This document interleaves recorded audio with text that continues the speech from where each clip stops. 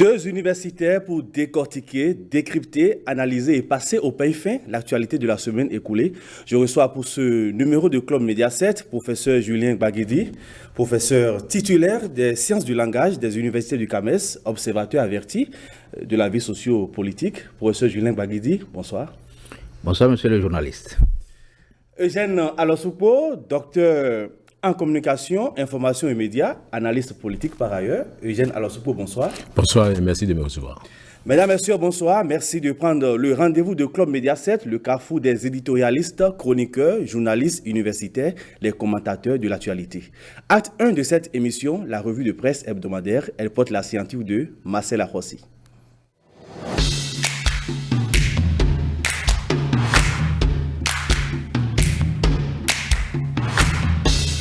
Incendie causé par l'essence de contrebande, le drame de Trot à Sème et Craqué. Samedi 23 septembre 2023, une journée sombre, près de 40 morts calcinés et une trentaine de blessés dont 20 brûlés graves en soins intensifs au Centre national hospitalier et universitaire de Cotonou. Malgré la mobilisation des sapeurs-pompiers, le pire n'a pas pu être évité, plongeant plusieurs familles dans le désarroi et causant l'émoi dans le pays. Les images les plus terribles sont celles de corps calcinés, seuls.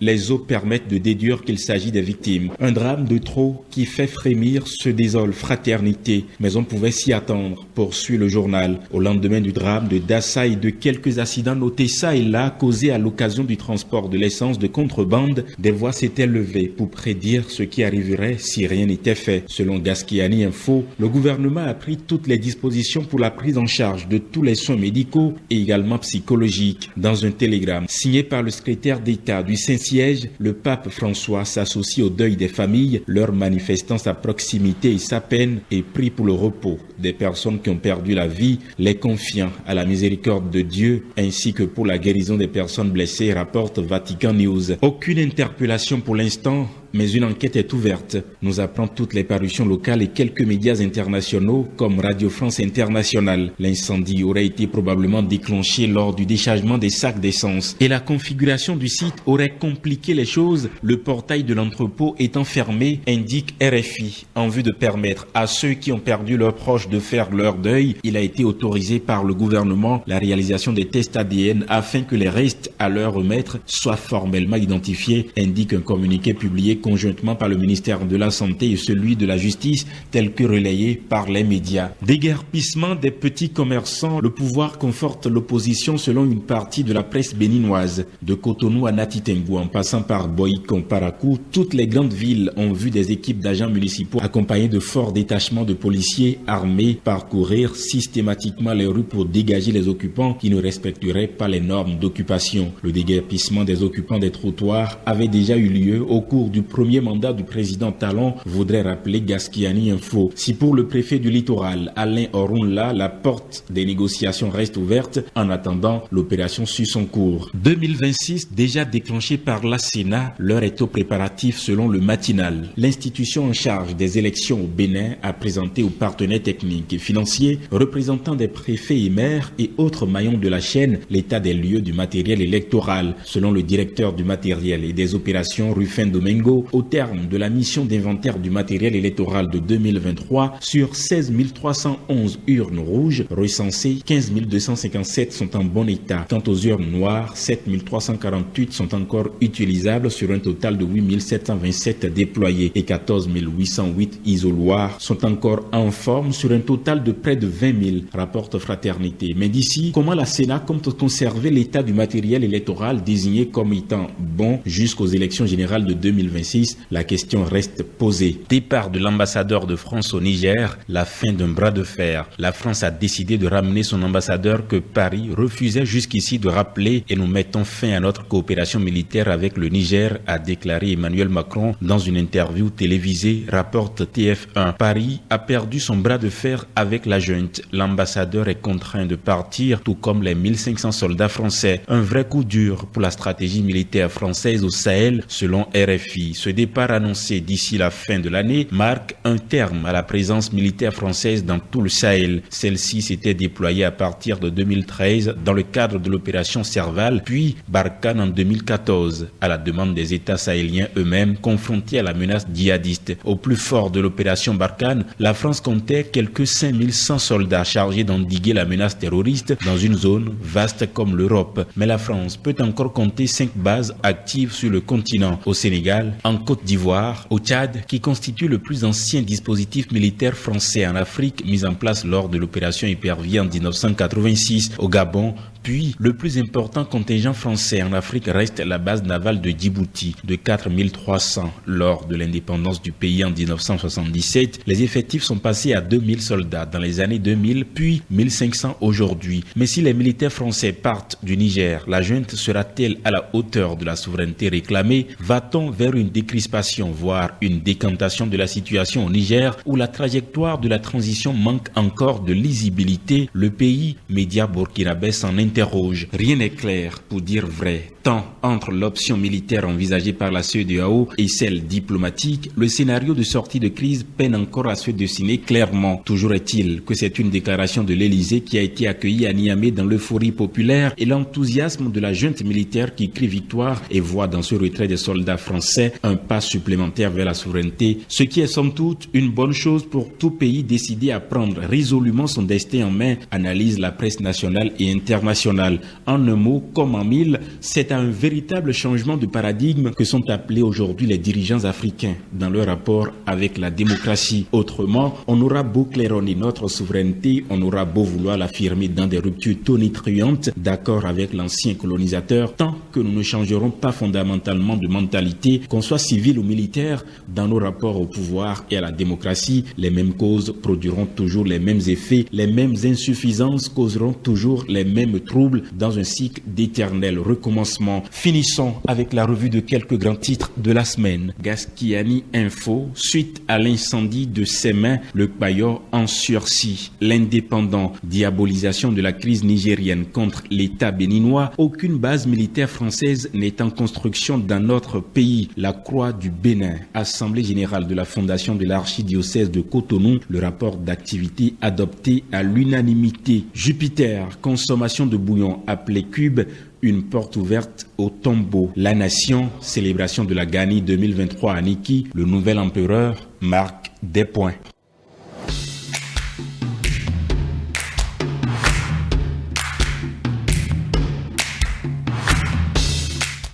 Merci à vous, cher Marcel Arossi, pour ce panorama de l'actualité traité et relayé par les canards parus au cours de la semaine.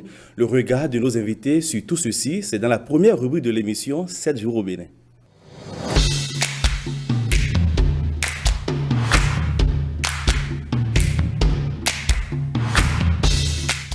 Professeur Julien Baguidi, c'est un drame qui a plongé tout un peuple dans l'émoi et la consternation. C'est un deuil national, une trentaine de morts, plusieurs blessés graves.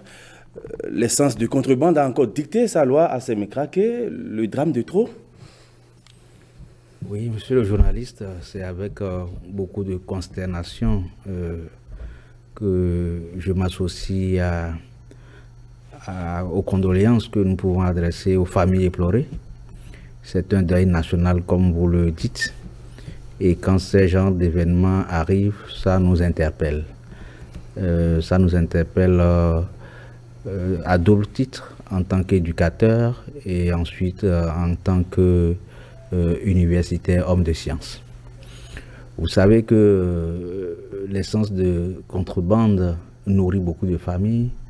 Et aujourd'hui, sur plusieurs régimes, les gouvernements successifs ont de la peine à changer le mode de vie de ces populations qui s'adonnent à ce commerce illicite. Donc, ce drame qui arrive nous fait réfléchir et nous permet d'anticiper ou d'accélérer les mécanismes nécessaires pour en sortir définitivement, puisque nous le savons très bien, exposer le liquide inflammable à tout lieu, c'est vraiment dangereux. dangereux et ce n'est pas le premier drame. Nous en avons eu déjà dans le passé. Et si ça se répète, si on ne prend pas les dispositions pour véritablement arrêter cela, nous craignons que cela se reproduise et chaque fois nous allons pleurer nos morts. Ce n'est pas intéressant. Visiblement, la commercialisation de l'essence de contrebande est un mal à la peau dure. Le drame de Sémécraké va-t-il être enfin le vecteur de prise de résolution conséquente? Certainement, c'est le drame le plus important que nous avons connu depuis celui de Dassa. 30 morts ici, c'est beaucoup. Mais vous avez parlé de l'essence. L'essence, ce n'est pas de l'huile d'arachide, ce n'est pas de l'urine. L'essence, c'est un produit inflammable. Donc, c'est un produit dangereux.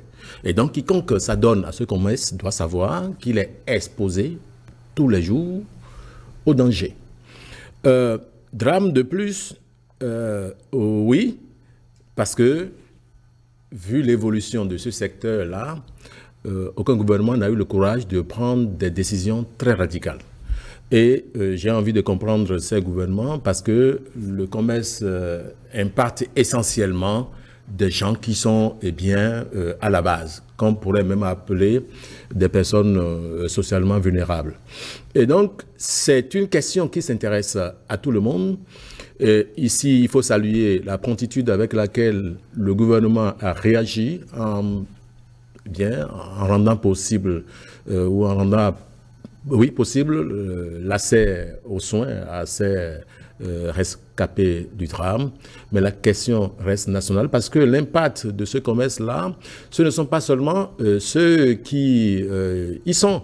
Ce sont les populations, ce sont les fonctionnaires qui bénéficient de ce commerce-là. Entre-temps, c'est à un prix presque dérisoire le litre. Aujourd'hui, ce n'est plus le cas parce que les donnes ont changé du côté du Nigeria.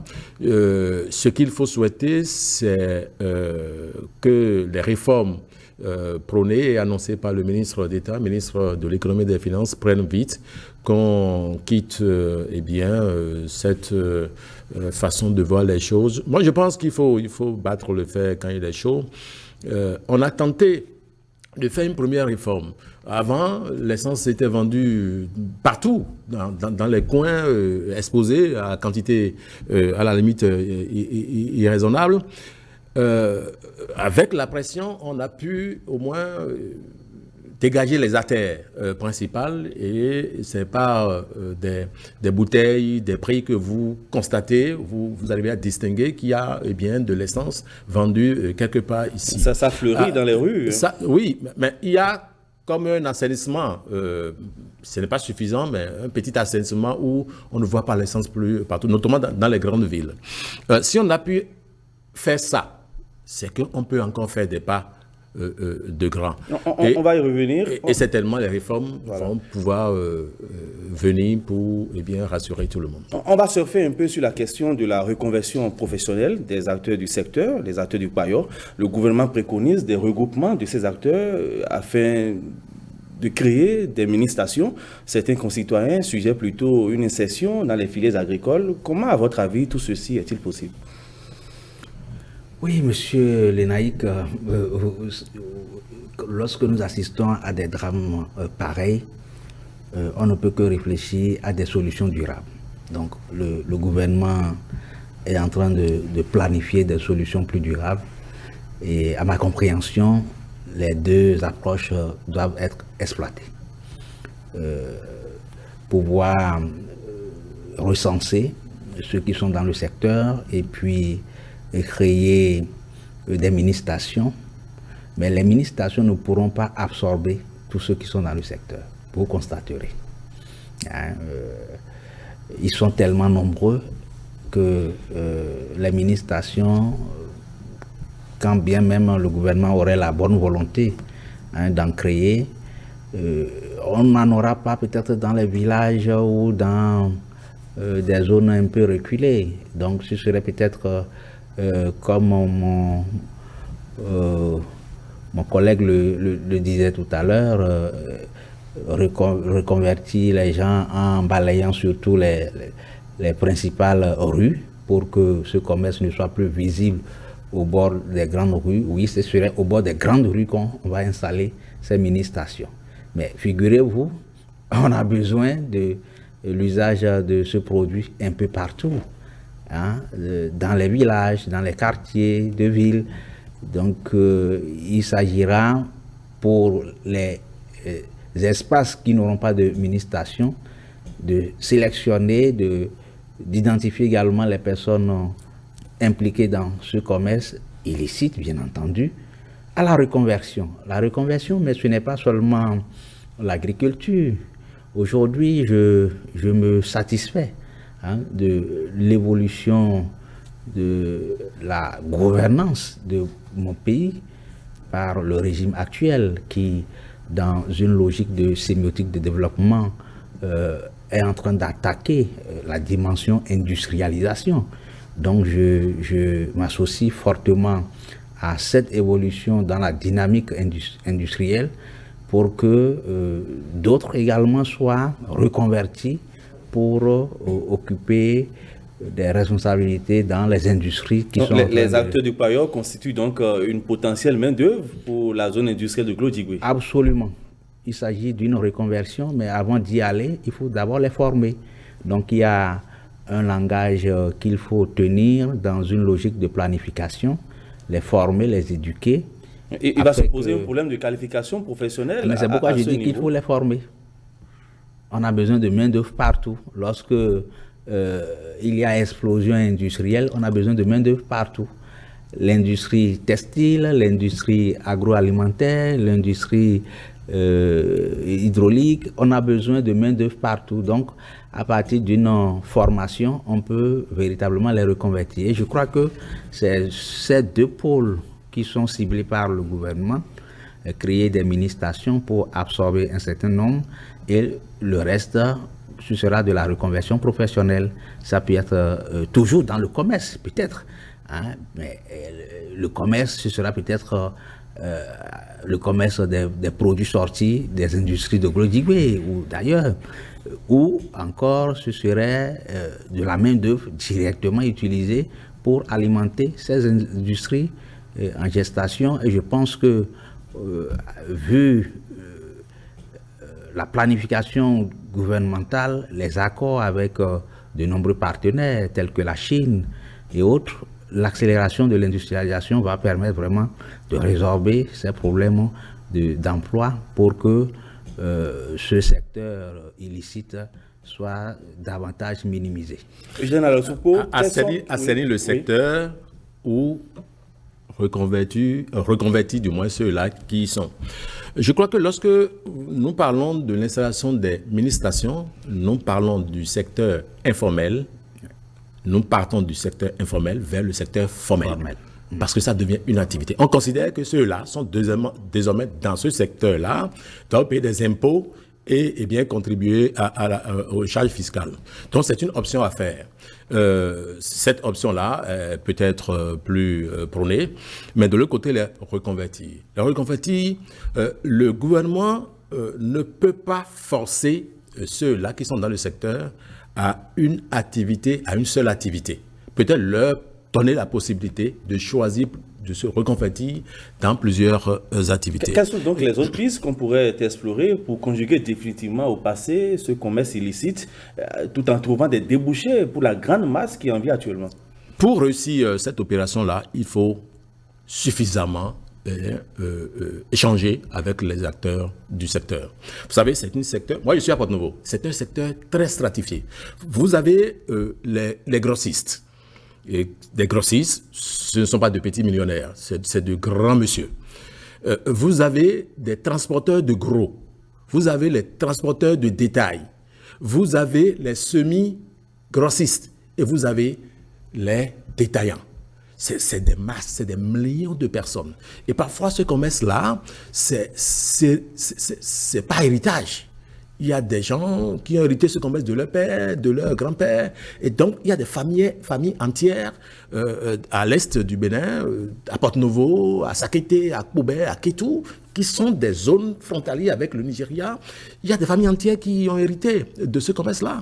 Donc, on ne peut pas dire à ceux-là, eh bien, de force, quitter systématiquement. Mais avec le drame social vu la dangerosité, je suis d'accord, vu la dangerosité du produit, et créer des mini-stations, tout le monde, comme le professeur Bagidi l'a dit, tout le monde ne pourra pas profiter de cette option.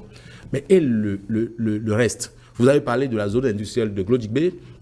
Vous devez savoir que la plupart des jeunes qui travaillent dans la zone industrielle de Glodjikbé sont pris en compte par un projet initié par le gouvernement avec l'appui de la Banque mondiale, le projet d'inclusion des jeunes prodiges qui est coordonné par le DG de l'Agence nationale pour l'emploi. Mais le projet a déterminé les tranches d'âge qui vont profiter des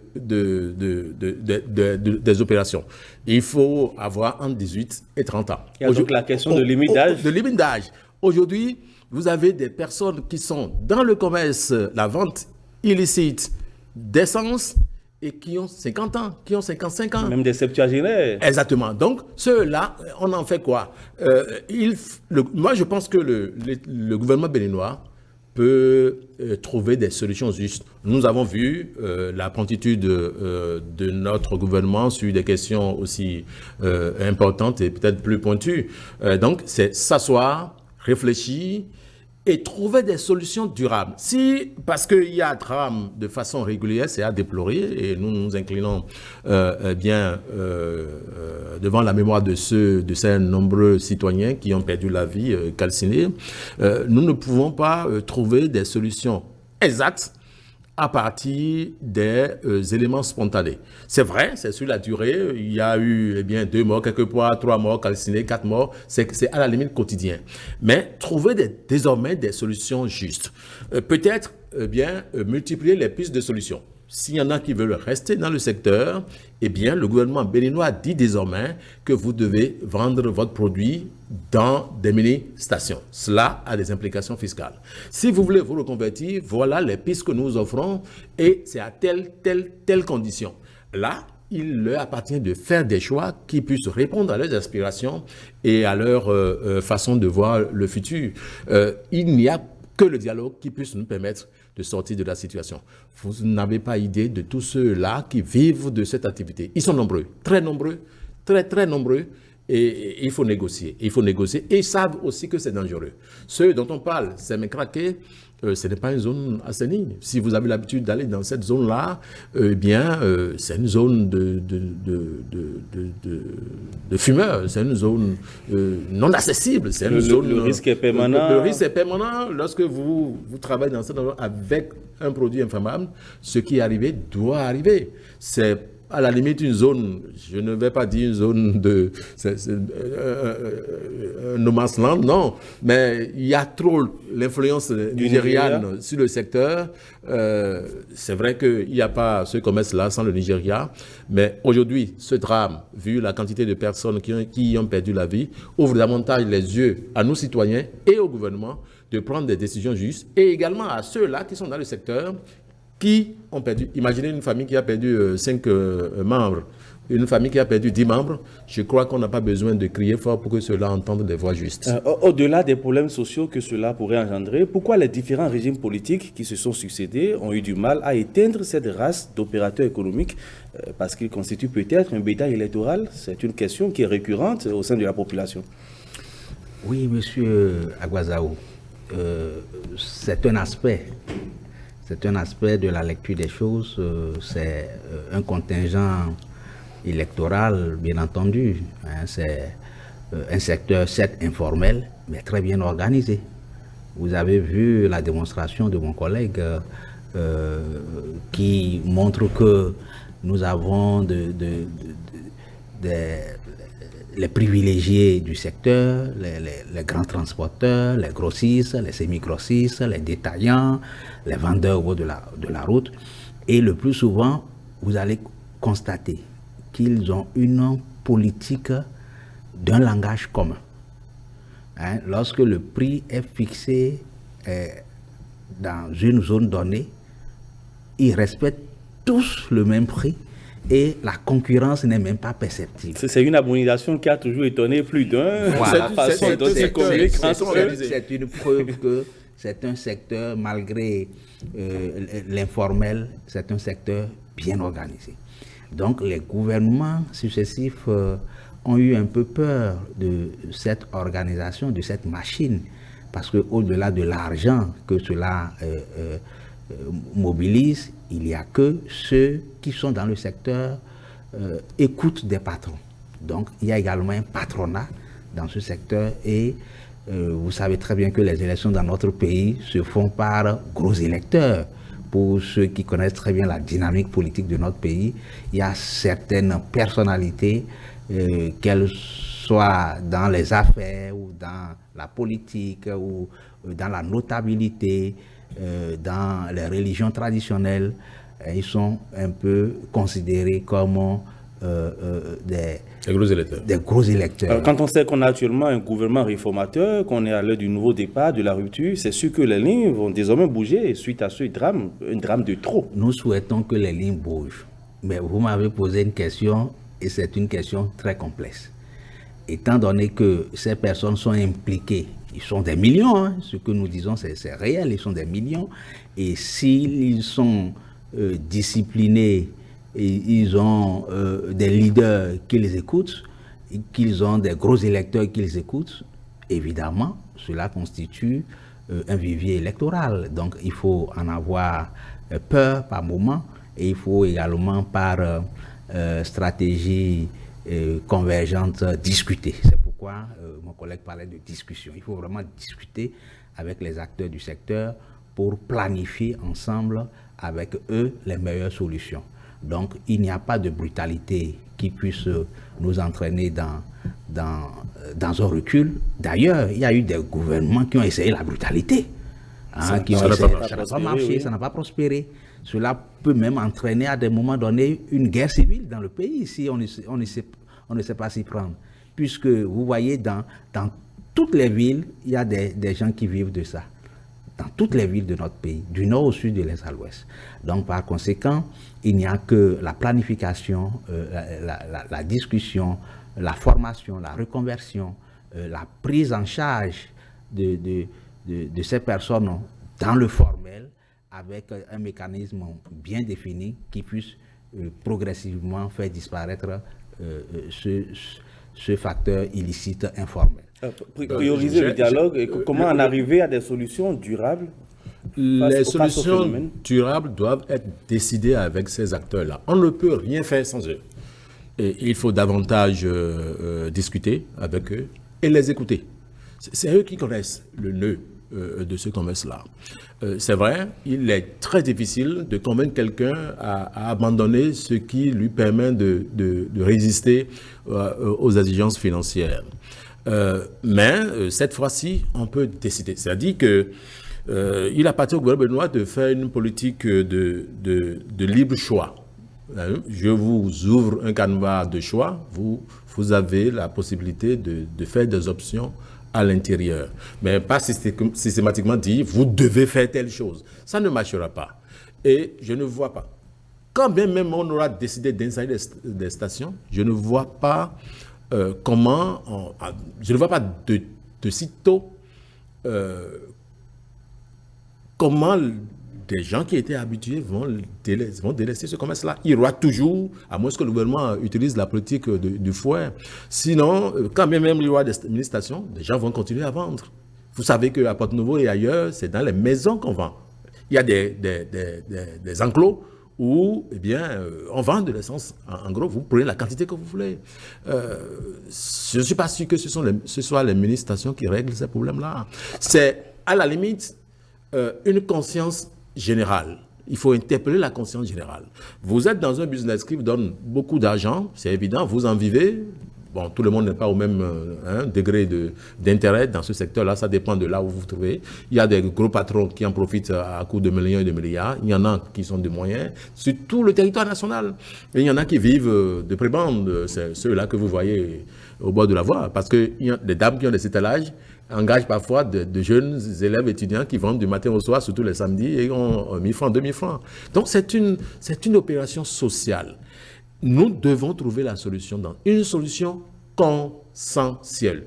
Moi, je pense, et j'ai confiance que le gouvernement béninois a la possibilité de finir définitivement avec ces drames-là. Y a-t-il une solution miracle? Non, la solution, non, il n'y aura pas de solution miracle. La solution miracle, c'est de dire, demain, je ne veux plus voir personne au bord des voies. Il y a plus ça va être difficile d'avoir une couverture nationale, une couverture intégrale du territoire national avec les mini-stations. Non, ce sont des solutions. Oui, déjà.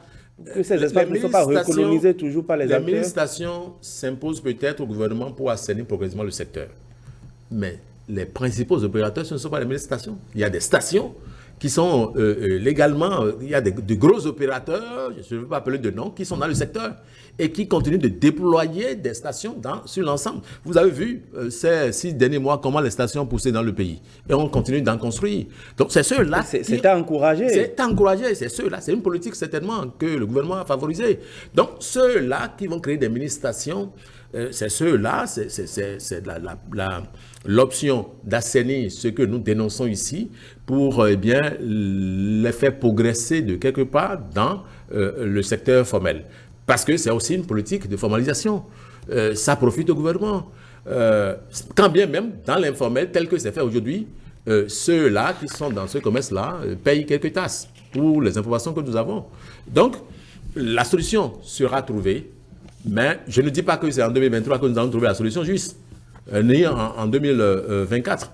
Ce sont des solutions pour peut-être tenter plusieurs opérations, quitte à choisir celles qui conviennent le plus. Et ils ne peuvent pas, ceux-là qui sont dans ce commerce-là, dire dada, non au gouvernement à l'étape où nous sommes. Parce que le risque est doigté, le risque est vu, le risque a été vécu. Et donc, la possibilité pour tous les acteurs. Et sur ce sujet-là, il n'y a pas que le gouvernement et ces commerçants-là qui sont intéressés. Il faut associer des personnes qui ont la réflexion sur les questions économiques, qui ont la réflexion sociale, qui ont la réflexion sur les catastrophes. Les acteurs de la société civile aussi, les leaders religieux. C'est très important. Aujourd'hui, le gouvernement a pris l'option de faire des rencontres sur la démographie, tout ça, mais c'est aussi une question importante. C'est une question plus importante. On aurait souhaité peut-être une assise nationale carrément. C'est possible. Autour de la question. Oui, c'est une option, une assise nationale.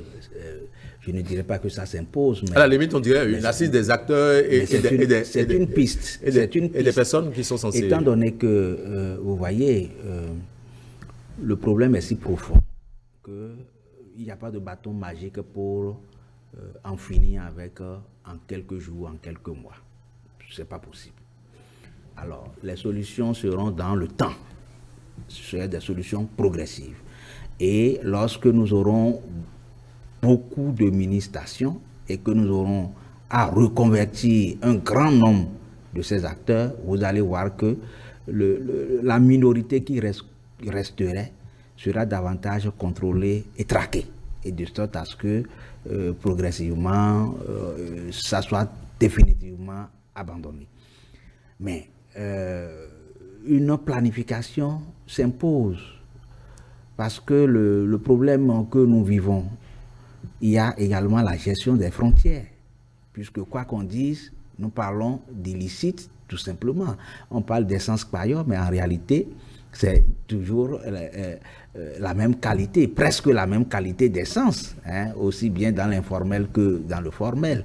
Ce que nous déplorons, c'est que ça entre illicitement dans le pays et comme nous l'avons constaté également, c'était à bas prix. Il est vrai qu'aujourd'hui, c'est à un prix concurrentiel. La question de la qualité est discutable pour eux? Non, ce n'est pas discutable. Ceux qui consomment au quotidien savent de quoi nous parlons. On ne va pas faire ce débat ici. Non, la plupart disent même qu'ils vont dans les stations du Nigeria pour aller et s'en procurer. Il y a des commerçants véreux qui... Et c'est cet achat dans les stations du Nigeria qu'on revient revendre. Donc, si c'est déjà vendu dans les stations, il n'y a pas de doute que la qualité ne soit pas possible. Il y a des commerçants véreux. Et la question de la qualité est liée aux conditions de stockage aussi. Voilà, c'est aussi lié aux conditions de stockage. C'est pourquoi, quoi qu'on dise, quoi que le gouvernement crée des mini-stations, il doit avoir aussi une politique de stockage. Il doit avoir une politique de stockage de sorte à ce que les risques soient davantage minimisés pour que les populations soient moins exposées à ce liquide inflammable. Parce que nous déplorons le drame de Semenkoji, mais il n'y a que dans le passé, même sur les voies, des personnes innocentes ont été victimes du transport de ce liquide. Lorsque une moto fabriquée contenant beaucoup d'essence de contrebande s'enflamme sur la route, vous voyez, il y a des innocents qui partent également. Donc c'est un problème vraiment national et on peut réfléchir, non seulement avec les acteurs du secteur, mais convoquer des notabilités, des personnes ressources, les personnes de la société civile, des personnes écoutées, pour accompagner le mécanisme de reconversion. Et la grande question, c'est à quel prix vont vendre les mini-stations? Est-ce que les mini-stations vont pratiquer les mêmes prix que les stations auxquelles nous sommes habitués? C'est une grosse question. Lorsqu'il n'y a pas homogénéité de prix, eh bien, ça appelle le consommateur à aller peut-être dans l'informel, puisque l'informel aura fait un prix plus bas, bien évidemment. Tout le monde n'ira pas directement, quoi qu'on fasse de la force ou pas. Il y en a qui ne sont pas prêts à laisser leur bouteille. Mais aujourd'hui, heureusement... On va finir avec le sujet, nous sommes tenus par le temps. Les prix sont concurrentiels. Mais il y a toujours une marge. Il y a toujours une petite marge. Toujours une petite, mais dans les grandes villes, même le prix de l'informel, quelquefois, dépasse le prix de la station. C'est un débat qu'on ne pourra jamais finir de faire.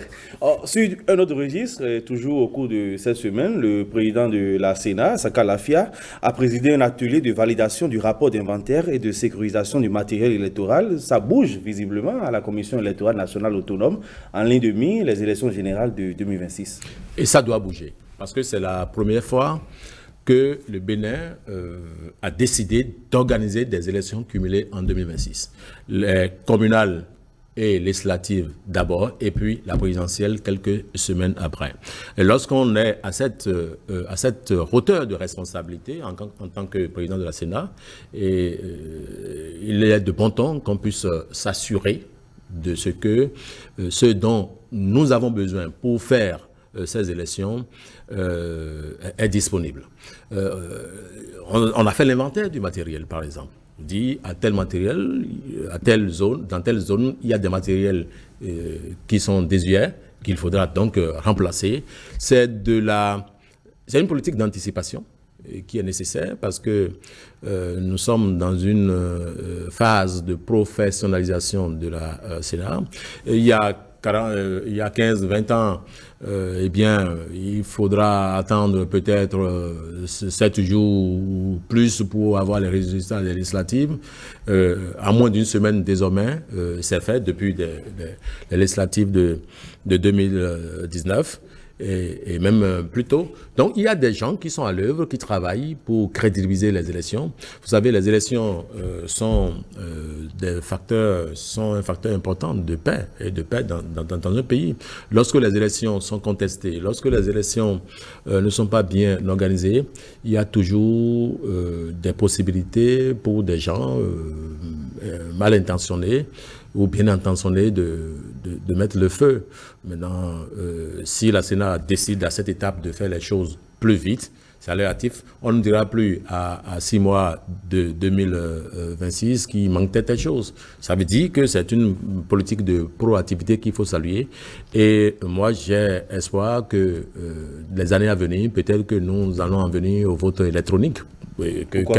Pourquoi pas? Pas que quelques heures après les élections, tout le monde est fixé sur les résultats. 2026, une année électorale, grandeur nature, des élections perlées, communales, législatives et présidentielles. Oui, ce sont des élections d'expérience de maturité. En même temps que ce sont des élections d'expérience de maturité, ce sont des élections à gros risques. Et parce que ce sont des élections à gros risques qui mettront aux prises des formations politiques qui s'acharnent à s'implanter sur toute l'étendue du territoire national, mais l'enjeu majeur, c'est même l'élection du président de la République. Donc, convoquer le corps électoral pour 3 élections, trois grosses élections, il faut vraiment se préparer et anticiper les préparations. Donc c'est une opération de proactivité qu'il faut saluer. Et comme en matière de management, il faut s'y prendre tôt, le président Sakalafia est en train de prendre les dispositions pour un véritable pilotage, en dehors du pilotage de sa structure, de cette machine que constitue la Sénat. Il y a aussi que l'organisation sur le terrain doit être mieux gérée, donc il faut identifier les acteurs pour accompagner tout ce dispositif de cette grosse machine. Il faut pouvoir déléguer des pouvoirs, il faut pouvoir diriger des opérations avec des personnes hautement qualifiées pour que nous ayons des résultats probants, des résultats positifs, des résultats incontestés. Et c'est autour de tout ça que nous pouvons dire avec fierté que les élections ont été organisées dans une logique de paix. Les élections ont fait grandir notre pays et que tous les acteurs en sortent satisfaits, que ce soit ceux qui accompagnent actuellement le régime en place, les partis de la mouvance ou les partis de l'opposition, que tout le monde en sorte satisfait. Que tout le monde en sorte satisfait. 2026, c'est justement un test de la démocratie béninoise. Absolument, absolument, c'est un test. Et même année, c'est un gros défi qui pointe à l'horizon. Gros défi, oui, un défi que la Sénat, dans sa nomenclature actuelle, est capable de relever. Nous avons vu cette structure à l'œuvre pour les élections antérieures. Moi, je n'ai pas peur. Et à voir comment ça fonctionne, parce qu'il y a une direction générale des élections qui est qui a la même motrice sur les opérations. En 2026, oui, nous sommes en face d'acteurs qui ont envie de s'affirmer et de confirmer leur position politique. En 2026, vous savez que le Parti Les Démocrates aura un candidat à la présidentielle. Parce que ce parti-là a aujourd'hui le nombre de députés qu'il faut pour avaliser la candidature de quelqu'un qui l'aura choisi. Vous savez que les démocrates ou d'autres partis de l'opposition ont envie de marquer des pas, puisqu'ils ne sont pas à cette législature qui est en cours, la 9e, et ont envie d'être là. Donc tout le monde sera regardant sur l'organisation des résultats, et il n'y a pas d'erreur à faire. Comme l'a dit le professeur, toute erreur électorale en 2026 est préjudiciable au format et à la paix sociale et à la paix politique. Donc, chacun d'eux, vous savez, lorsqu'on est dans l'opposition, on a envie de prendre le pouvoir. Eh bien, les démocrates ont envie de remplacer M. Patrice Talon en 2026. Ils l'ont dit, c'est leur ambition, ils travaillent pour.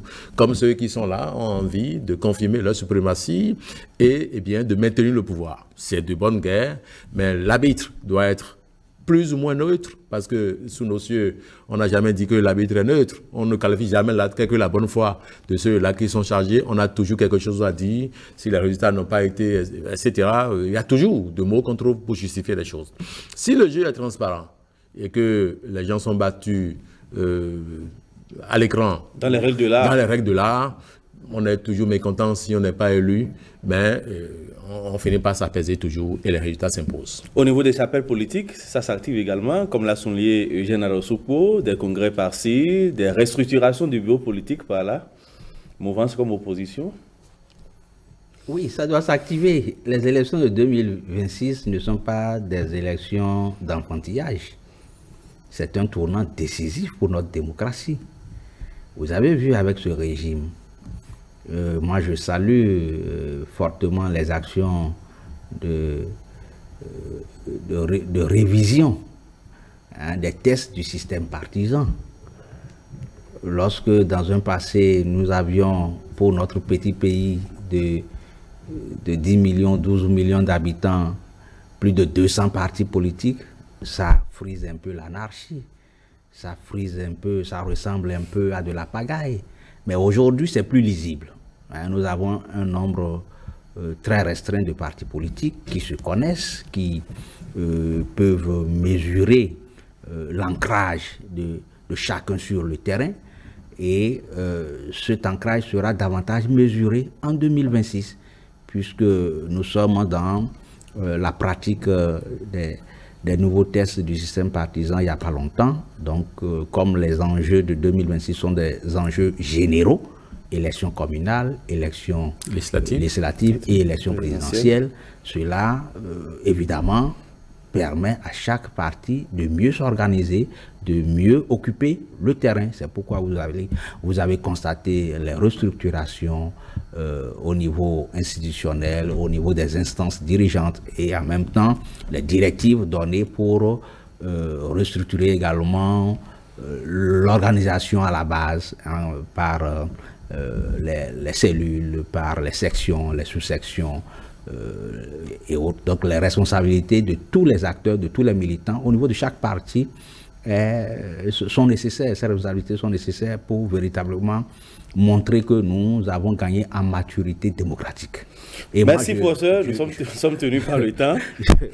Nous allons nous intéresser à présent je crois que 30 secondes pour finir rapidement. Tous les partis politiques sont appelés aujourd'hui à remplacer le président Patrice Talon.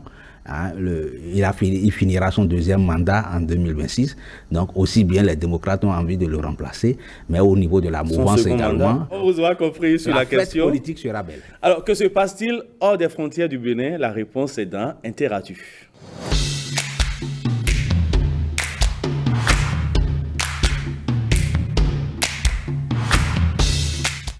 Et je reviens à vous, Eugène Alosupo, en Côte d'Ivoire. C'est un phénomène qui nourrit l'actualité. Il s'agit de la consommation de la drogue Kadhafi par la jeunesse ivoirienne.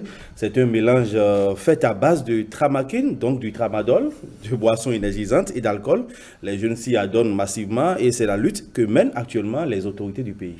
C'est important parce que lorsque la jeunesse d'un pays décide de foutre le bordel, il faut la sauver. Mais vous parlez de la Côte d'Ivoire, c'est ça, Kadhafi, mais vous ne savez pas ce que les Béninois ici consomment. J'ai vu des Béninois qui consomment du café dans du sodabi. J'ai vu des Béninois, des cocktails explosifs, qui prennent tout ce que vous avez. Vous avez sur les étalages la quantité de boissons alcoolisées vendues dans les sachets, c'est à 100 francs. La Côte d'Ivoire, les autorités ont décidé de prendre cette lutte à bras le corps pour sauver. Vous savez, la pauvreté ne peut pas tout expliquer. On ne peut pas expliquer que ces jeunes, parce que les situations sont aujourd'hui difficiles, le contexte économique qu'on se décide de se détruire. C'est d'abord détruire sa propre santé. Et c'est de la responsabilité de ces autorités de charger de la sécurité des Ivoiriens, de la défense des Ivoiriens, d'être au front pour dire à cette jeunesse que tout n'est pas bon à faire. La drogue Kadhafi, un véritable mélange ou un cocktail Molotov, mais adulé par les jeunes Ivoiriens, à la recherche de sensations fortes. Oui, c'est dommage et c'est triste. C'est une question de logique d'évolution de nos pays. Vous voyez, le monde évolue très vite et il y a beaucoup d'éléments qui désorganisent l'éducation des enfants aujourd'hui. Il faut faire très attention.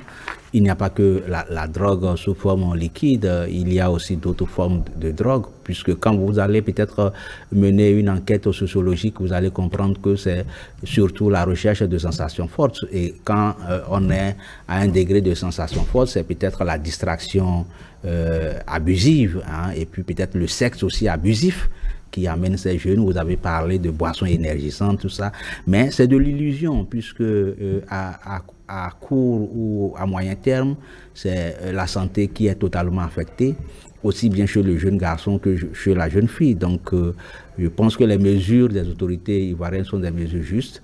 Le problème n'est pas seulement identifiable en Côte d'Ivoire, et comme le collègue vient de le dire, c'est également un problème de société également perçu chez nous. Donc, nous devons également attirer l'attention sur l'éducation des jeunes béninois, des jeunes de notre pays, pour surtout voir la lecture de l'évolution du monde s'est emprunt à de nouvelles technologies autrement, puisque lorsque nous ne savons pas faire une bonne lecture, nous sommes tout de suite avalés par la technologie, l'intelligence artificielle, l'illusion, et puis c'est la consommation de la drogue. On s'enferme dans un monde totalement de vision, de rêve, qui ne peut jamais se réaliser, puisque soi-même on n'est pas dans des appartenances possibles, on n'est pas dans des identités possibles, on n'est pas dans des valeurs pouvant nous permettre de relever les défis pour construire un monde meilleur. Donc le tout devient un rêve qui s'écoule comme un château de cartes, puisque vous rêvez des choses que vous ne pouvez jamais réaliser. Donc en définitive, je pense que les autorités doivent mettre l'accent sur l'éducation et la formation, et également résoudre les problèmes d'employabilité, puisque c'est l'oisiveté qui crée vraiment ces dépendances de drogue ou de sexe en ne pas en finir, parce qu'aujourd'hui même le sexe est identifié comme une autre forme de drogue, donc il faut faire très attention. En bref, je pense que le problème est congénital à la sous-région, hein. Il faut prendre vraiment le taureau par les cornes et revenir à des valeurs essentielles, surtout les valeurs traditionnelles où les parents ont une certaine influence sur la progéniture et peuvent décider à des moments donnés de l'orientation, du façonnage de l'esprit des enfants. Effectivement, et pour apporter de l'eau à votre moulin, les sociologues pointent du doigt le chômage, le manque d'éducation, l'influence négative des réseaux sociaux. Des réseaux sociaux et des civilisations étrangères, surtout. On a l'impression que ce qui se passe ailleurs, eh bien, peut se passer chez nous. Nous ne sommes pas dans les mêmes contextes, eh bien, nous n'avons pas la même éducation, nous n'avons pas les mêmes cultures, et donc, vous voyez ces jeunes tendant à faire comme les autres, totalement à la dérive. Ces jeunes sont à l'homosexualité, sont dans la drogue, sont dans l'anac, etc. Ça décadence un peu la société, parce que, normalement, ce sont sur cette frange-là que nos sociétés doivent compter, et c'est bien à bon droit que les autorités ivoiriennes et les autorités de chaque pays doivent travailler à ramener ces jeunes dans la droite ligne. Dernière ligne droite de cette émission, Potin de la toile.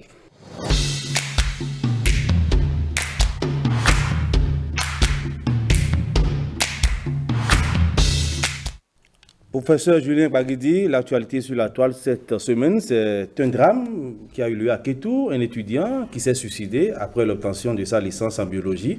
La victime, dont le nom n'a pas encore été révélé, était un brillant étudiant qui venait de décrocher sa licence en biologie en état-major de sa promotion. Une fin tragique qui a plongé toute la population de Kétou dans l'émoi, la consternation. À l'heure actuelle, les circonstances exactes qui ont conduit à ce suicide tragique restent inconnues. Les autorités locales enquêtent sur l'affaire pour tenter de comprendre les raisons qui ont poussé ce jeune homme talentueux à prendre une telle décision. Pour vous qui êtes enseignant, chercheur à l'université d'Abomey-Calaviche. Non, vous voyez, je suis peiné, vraiment peiné en tant qu'éducateur, en tant que formateur, d'entendre des informations du genre. Peiné tout simplement parce que la vie est sacrée. D'abord, lorsque nous comprenons que la vie est sacrée, il faut convoquer tout de suite la théorie spirituelle qui nous oppose le matérialisme et le spiritualisme, la doctrine de l'être. L'être est non seulement matériel mais spirituel. Lorsque vous avez les souffrances physiques, vous pouvez croire que votre physique vous appartient. Hein? Mais au-delà de votre physique qui pourrait vous appartenir, d'un point de vue spirituel, vous ne vous appartenez pas. Nous n'avons jamais fabriqué la vie et nous n'avons pas le droit d'enlever la vie. Nous ne pouvons pas enlever la vie à autrui. De la même manière, nous ne pouvons pas suspendre notre propre vie. C'est dangereux et je crois que c'est lié à une question d'éducation. Lorsque nous sortons de la théorie de l'être, nous pouvons plonger dans la théorie métaphysique pour comprendre qu'aujourd'hui, les jeunes sont confrontés à l'idéalisme face au réalisme. nous avons tous souffert. Nous avons tous souffert. Et si chacun se met à raconter son cheminement, son parcours de vie, vous voyez des gens atteindre peut-être la personnalité suprême d'un pays, mais s'ils vous racontent réellement tout ce qu'ils avaient vécu, à des moments donnés, peut-être qu'ils auraient été aussi tentés de se donner la mort. Nous tendons vers la fin de l'émission. Eugène Alossoupo, n'y a-t-il pas l'influence des forces négatives de l'ombre? Le jeune homme n'a-t-il pas été téléguidé? Ce ne devait pas être la mort qui suit une performance académique. Une performance académique est une question de joie, d'élévation personnelle et collective. Lorsque cela se produit de cette façon, c'est toujours des facteurs qui l'occasionnent. Je ne sais pas dans quelles conditions sociales ce jeune évolue, quels sont ses antécédents avec ses parents, son environnement, etc. Est-ce qu'il n'y a pas une question sentimentale qui l'a conduit là? Quelle que soit la situation, il n'y a pas de raison à ce que cela se passe. C'est une personnalité future qui vient de partir et ça doit servir de leçon à tous les autres. Il n'y a pas de raison qui soit supérieure à la raison de la vie. Et la raison de la vie est la raison principale et fondamentale. Merci à vous, Eugène Alossoupo, docteur en communication, information et médias. Merci à vous également, cher professeur Julien Baguedi, professeur titulaire des sciences du langage des universités du CAMES. Ce sera tout pour votre émission Club Média 7 de ce dimanche. Merci à toute l'équipe de préparation et de réalisation de cette émission. Merci à vous aussi, chers amis téléspectateurs. Prenez le rendez-vous de la rediffusion pour le mardi à 22h30. Bonsoir chez vous.